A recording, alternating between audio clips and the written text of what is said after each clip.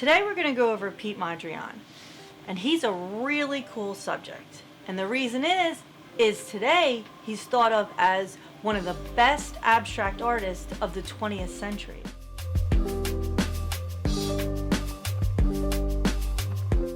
But what people don't realize is, decades before that, he was known as a realistic painter in a Dutch village. So Pete Mondrian was born in a Dutch village in 1872, really long time ago. He was born under candlelight. There was no lights, just candles. Then Pete Mondrian, the time span that he goes, he's actually from 1872.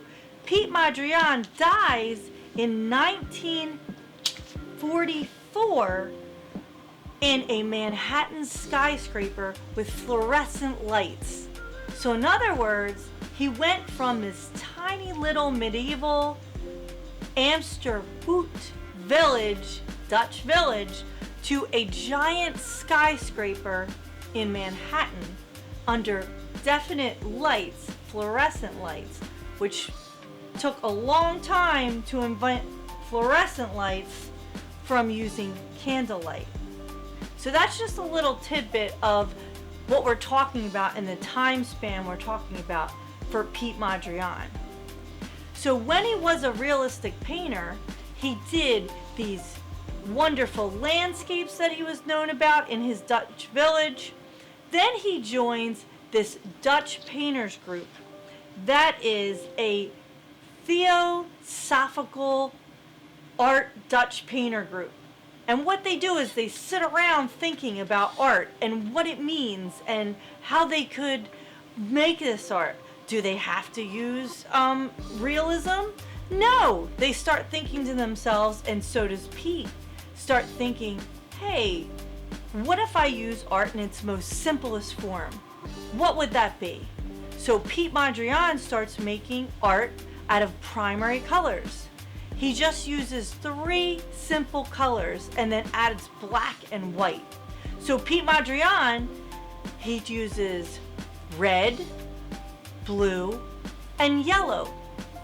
So he's using these primary colors, and then he thinks to himself, how else can I make my artwork very simple but stand out and be really good? So he says to himself, I'm going to use a grid. Like we do in math, we use this grid. So he's going to fill this grid with shapes and use only primary colors. So then he says, hey self, how can I make this even more simple? I'm going to choose one shape. I'm going to choose a square, a geometric shape. I'm going to choose this square. I might turn it into a rectangle, but I'm going to have 4 corners, and I'm going to move this around my grid. So he does that, and he becomes one of the most famous artists of the 20th century. So without further ado, and making our own Pete Mondrian artwork using a grid and using that one simple shape and using primary colors, we're going to make our own. So let's get to it. I'm going to go over how to start your document just in case you forget. If you hear any weird noises, it's my dog. She likes to make noises. So I'm going to hit the plus sign to start a new document, and then I'm going to hit new. I'm going to come to a dialog box. That's always a dialog box, is the window that pops up. I'm going to hit grid and create. Now I have this nice grid to work with for my Pete Mondrian artwork. So right here I can see my colors are all both on black. I need the fill for right now because we are using squares. We're going to use that simple shape, the geometric square shape. Outline does not need to be on, so I'm going to click off. Now you know from experience that if you hit the shape tool, it's going to be the star at the beginning. So now I'm going to go to the square, and I'm going to draw a square within this grid. it sometimes comes up crooked, so I would just straighten it out with my tool. And now I'm going to go to my options. I'm seeing that it's definitely on square, which is awesome. I'm going to go to my colors, primary colors, so I'm going to use blue, red, and yellow. So I am going to start out making this with the selection tool. You saw that square. I want to change it to a primary color. So it's selected now with the selection tool, and I'm going to hit yellow. So now, do I want to use that yellow throughout? A little bit darker. There we go. So now that's yellow. When I click off of that square, now I'm not clicked on it and it won't change, but I'm set to square. So I'm just going to use the yellow square and start drawing squares, tiny squares, big squares around my image. And I'm going to use the selection tool. You see that little red selection tool to move it around. So what you really want to do is you want to pay attention to filling your space and using different sizes. So your scale, that's your scale, is your size, is going to be different. So you fill the space with different sizes, and you're going to create your own unique piece that emulates, that is similar to Pete Mondrian's, but you're going to use the yellow, red, and blue, and your square, and you can also use a rectangle. So I am going to go to, I'm on my square. I want to change the color to red, and I'm going to make this a tiny little red square. And as you can see, I'm just going along the grid. Now to speed this up, I'm just going to fast forward this video to speed it up for you so you can see the example and so you know what you'll be working on. We're going to do 3 of these, 3 different ones. So if you're finished, you can start working on the next one. You know how to save, and that would be right here, export, and it saves directly to your Chrome, and I will collect them and have them in my folder. And I'm going to speed this up.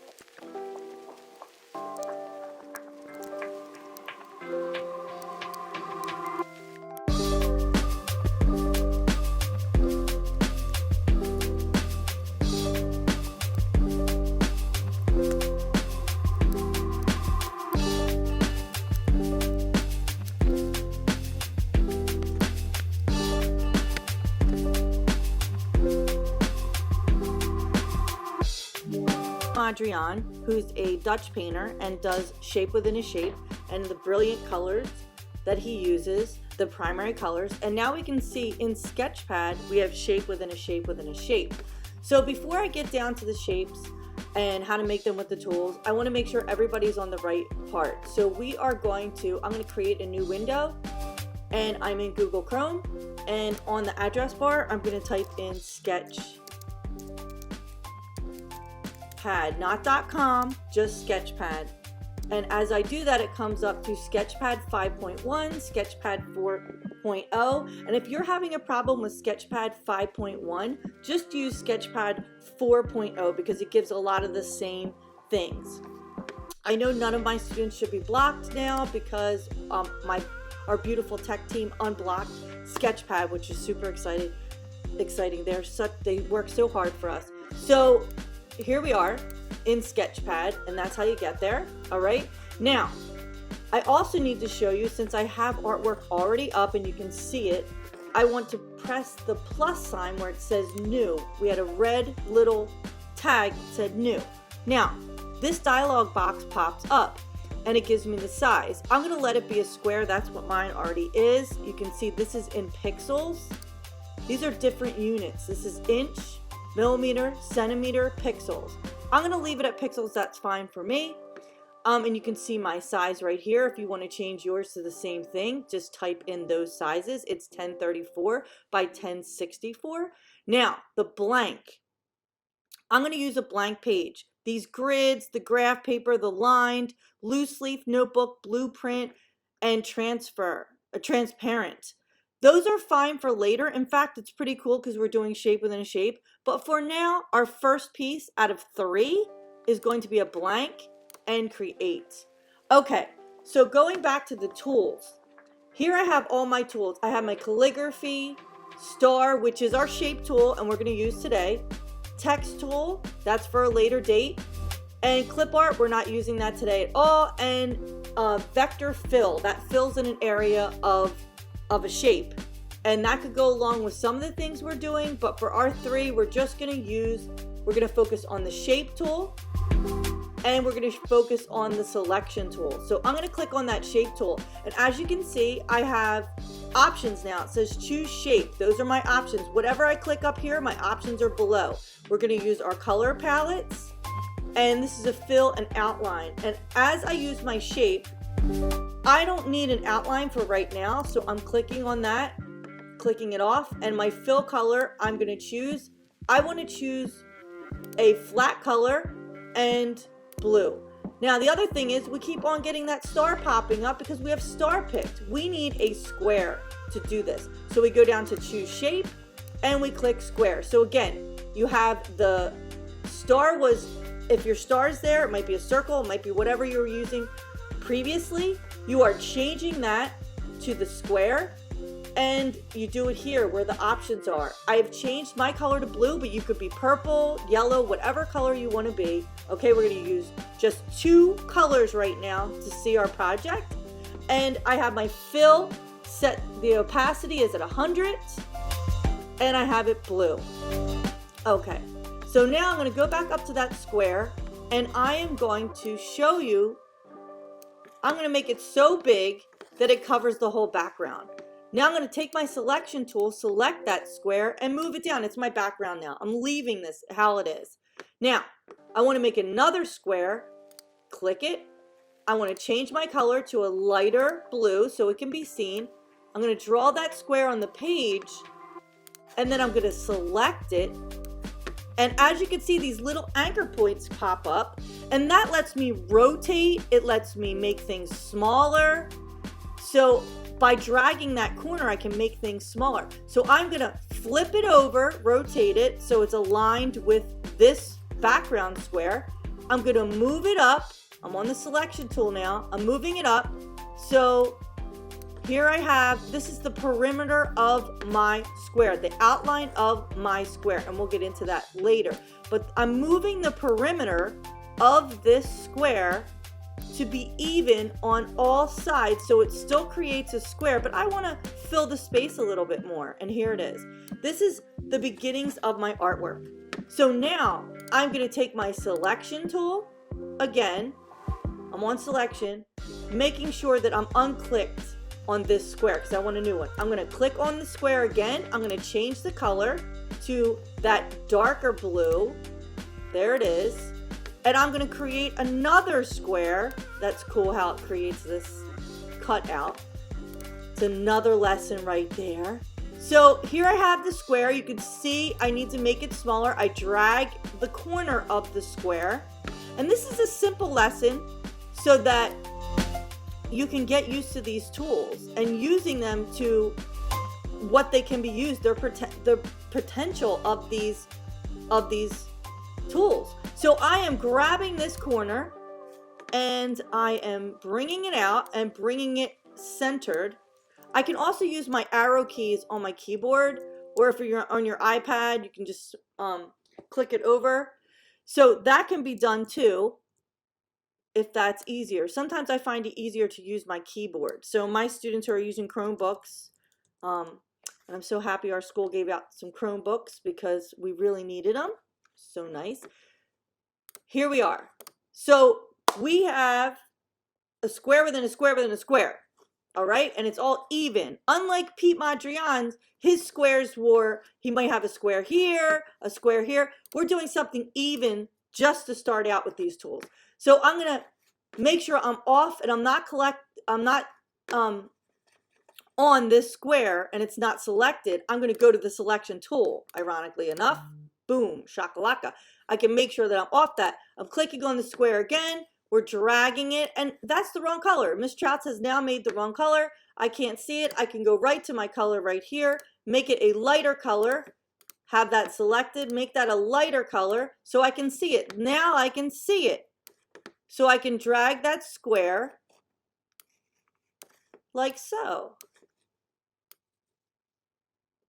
All right, and my perimeter is matching up with the other perimeter of the other square. So I'm going to make this a little bit larger.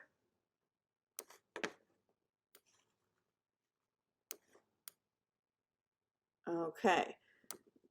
So I'm going to keep working on this, and I'm going to speed this up until I get all the way down to here and I have my final artwork, because we're going to go over some things about the squares. So what I'm going to do now is I'm going to keep on working, and then you try it out yourselves.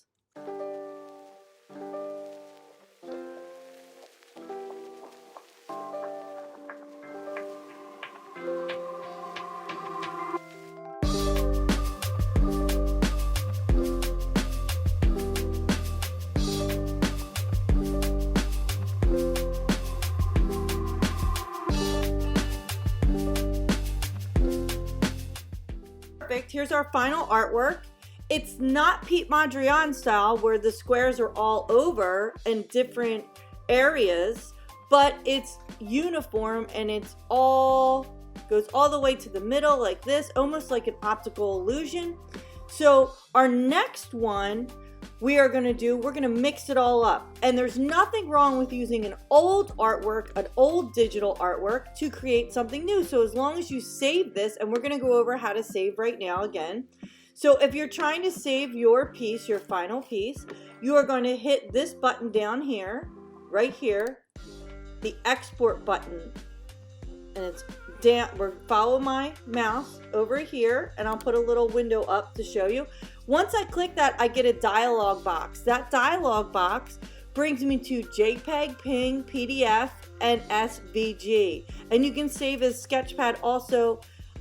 Some people can, some people can't. So right now I'm just going to save as a JPEG because that's our universal format. So I hit JPEG and it saves right to your computer. My kids at Molina, they're going to be using, they're going to save it right to their Google Drive. So that's how they would do that. So here's my project. It's saved. If I click on it, it opens up, and I would change the name to leave that JPEG, that extension. I put my name in there, and I'm going to put Miss Trouts. And I'm going to put digital shape 1. And that's going to go to my downloads. I'm going to put it to my desktop. But I'm on a Mac. You'll be on Chromebooks or whatever you're on. Save it where you know where you can get it. And that's it. So that's saved for me. Okay. Now I have this work, and I'm going to change it. And I thought about this, and I thought, you know what? Something my daughter's working on. She's in 4th grade, and I have a lot of 3rd and 4th graders. So I'm going to show you a few tips on your shapes. And the older kids, my 8th graders, if you're working on this and you're in high school, change it to your grade. You know, you could do a lot more shape within a shape within a shape. You could do alternating colors. You could create a rainbow. There's a lot you could do with this. So differentiate, meaning change it to your grade. Okay. So right now I'm going to use the selection tool, and I can click on any of these. And if I hold down the shift key, I should be able to click on multiple. If your computer's not letting you do that, that's okay. Then just do it separately. Mine didn't right now. Sometimes it's the online program. So now I still have the background. okay? And what I want to do is I want to talk a little bit about perimeter and area within a shape, because as a graphic designer we have to size up things and we have to know the perimeter and the area. So I have this blue background, okay? And you know what? I think I'm gonna get rid of that too. I'm gonna start fresh. I see some other things that, so you can also drag over an element to delete, as long as you're on that selection tool.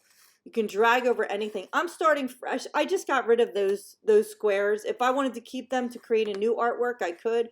But for right now, I'm not going to. I'm going to have a fresh palette.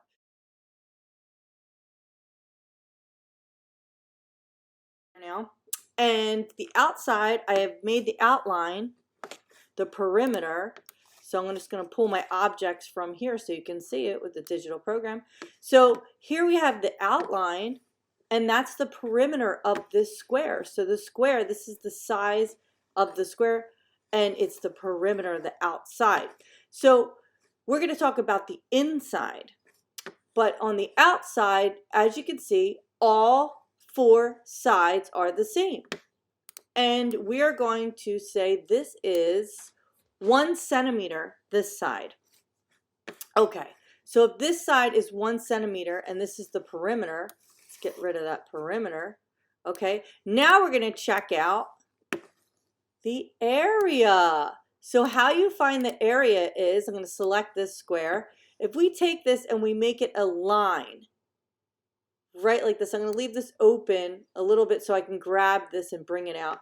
This centimeter here on this side is this is 1 centimeter, okay? Now if I click on this and I drag this out, this is a 2D object, okay?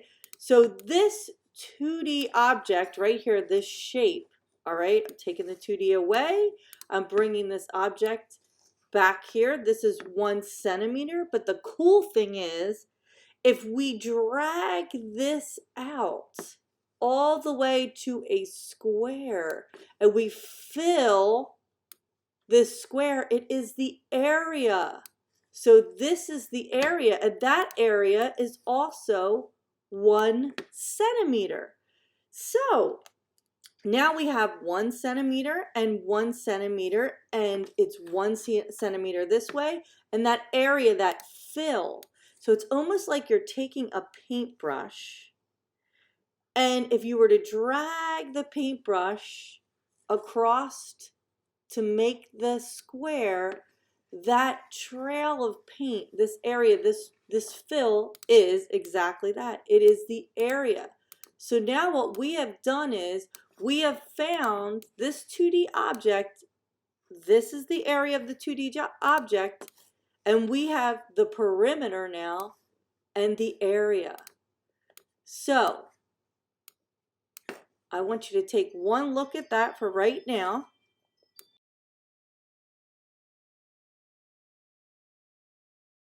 Talking about this square, now we know that this is the perimeter, the outside, and the inside area is that, the area.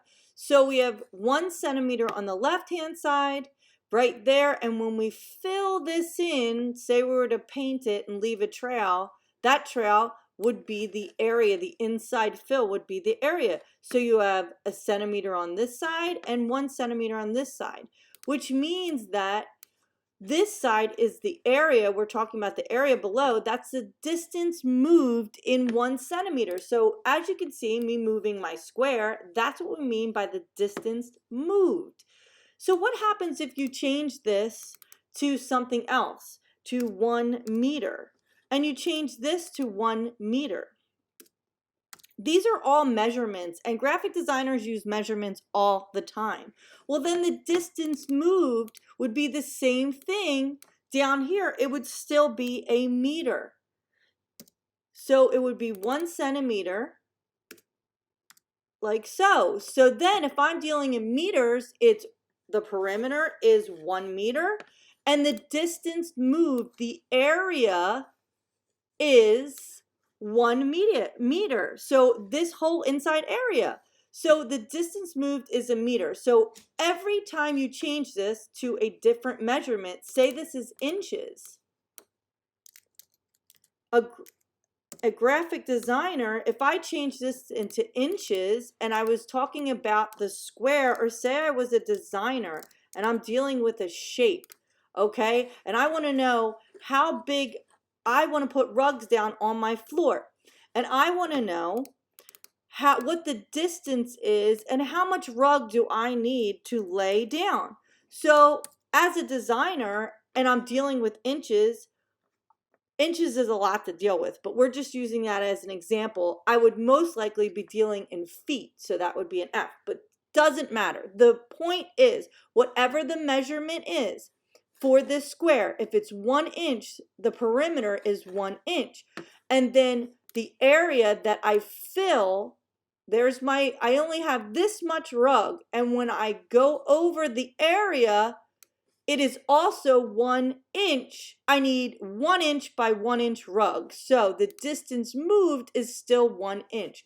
So I wanted to show you guys that, because that is how we determine how much we need to lay down, and for a particular element, if you're designing your home or something like that. And I also wanted to show you because my daughter, as a 4th grader, is now dealing with measurements, and I wanted to show you that in a shape, okay?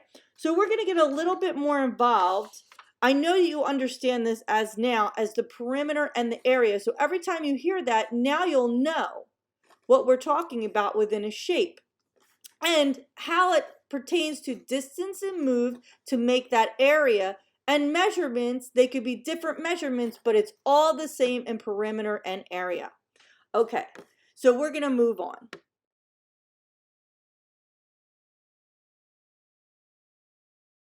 All right, everybody. So here's the cool part. How do you calculate the area? Well, you do it. I have all these little play people. I'm going to call them my characters. I'm going to bring them out on my board. So I have 1 inch here, 1 inch here. What is this 1 inch? This is the width. And then over here, I have an L for the length. So how we calculate our area is the area equals the length times width. So if we times 1 inch and 1 inch, we are going to, and here's 1 inch, so the area equals 1 inch times 1 inch, because that's the width and the length. We are going to get, and that 2 is very important, the area is 1 inch squared, because this is a square, it's 1 inch. So that's how we calculate our area. And if I was to put a rug in and I wanted to know how many inches or what my area was, that's how I could calculate that, by the width and the length. So just like that's a little tidbit for you for math. And I thought that would be cool, just dealing with our shapes. So we're going to go on and we're going to do our second art piece. So here we go.